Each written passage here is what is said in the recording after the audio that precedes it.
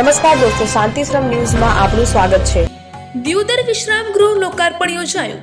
ગુજરાત રાજ્યના માર્ગ અને મકાન વિભાગ દ્વારા દિયોદર ચિત્રા હાઈવે પર દિયોદર ખાતે 4.36 કરોડના ખર્ચે વિશ્રામ ગૃહ તૈયાર કરવામાં આવેલ, જેનું ઉપસ્થિત મહાનુભાવોના હસ્તે રિબિન કાપી ખુલ્લું મૂકવામાં આવ્યું હતું। આ પ્રસંગે ઉપસ્થિત મહાનુભાવોનું પુષ્પગુચ્છ દ્વારા સન્માન કરાયું હતું।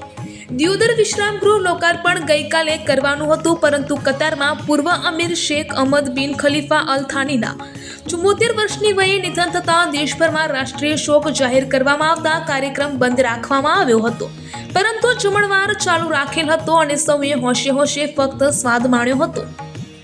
રાષ્ટ્રીય શોક કે માત્ર ઔપચારિકતા? દિયોદરમાં વિશ્રામ ગૃહના લોકાર્પણ કાર્યક્રમને રાષ્ટ્રીય શોકના કારણોસર મોકૂફ રાખવામાં આવ્યો હોવાનું જાહેર કરાયું, પરંતુ બીજી તરફ જમણવાર ધમધમતો રહ્યો હતો। જો શોક હતો તો ભોજન સમારંભ કેમ ચાલુ રહ્યો? રાષ્ટ્રીય શોકનું પાલન માત્ર મંચ, બેનર અને ભાષણો પૂરતું જ હોય છે કે તેની પાછળની સંવેદના પણ મહત્વની છે? રાષ્ટ્રીય શોકનું સન્માન થયું કે તેની ભાવનાની અવગણના?